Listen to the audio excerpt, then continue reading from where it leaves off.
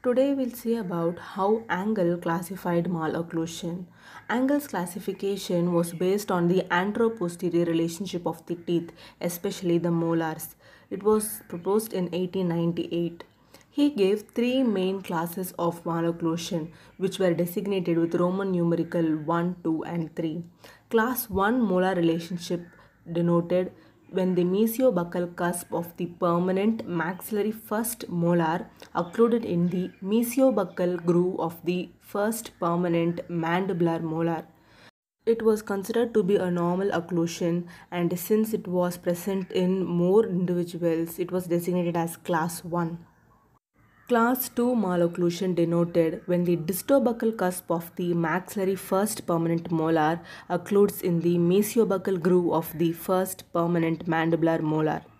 Here, the maxilla is considerably moved forward when compared with the mandible. In class 3, the mesiobuccal cusp of the maxillary first permanent molar occludes interdentally between the first and the second mandibular molar. Here, the mandible is moved forward comparatively with the maxilla. He also proposed the term subdivision for class 2 and class 3.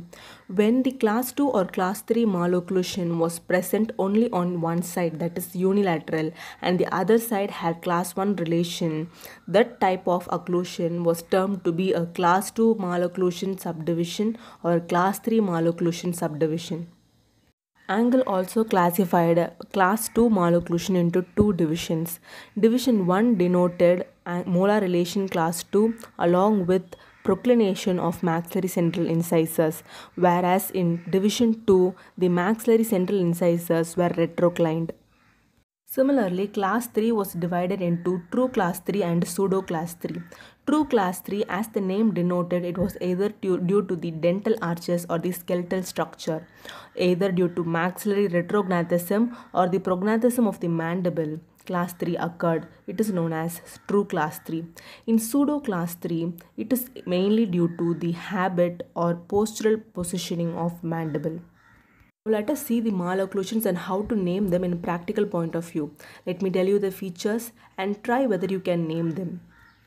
When the mesiobuccal cusp of the upper first molar resided on the mesiobuccal groove of the mandibular first molar on the both sides, then you will name it as Engel's class 1 malocclusion.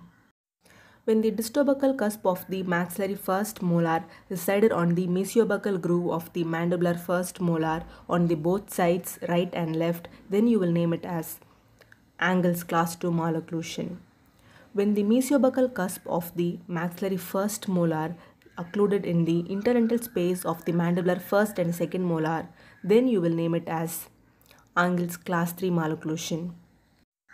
When you have class 2 molar relation only on the one side, either right or left, then you will name it as Engel's class 2 subdivision malocclusion.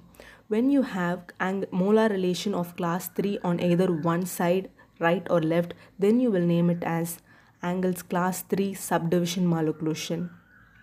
Now tell me, you have class 2 molar relation on both sides, whereas the maxillary anteriors are proclined, then it would be named as Engel's class 2 division 1 malocclusion.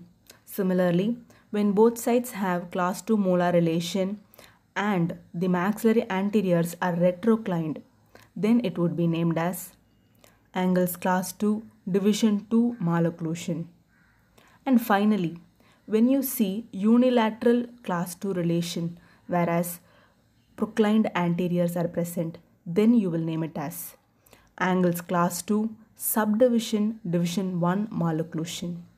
Similarly, when you have unilateral class 2 molar relation, that is only on one side you have class 2 molar relation and maxillary central incisors are retroclined, then you will name it as, it is simple, Engel's class 2 subdivision division 2 malocclusion.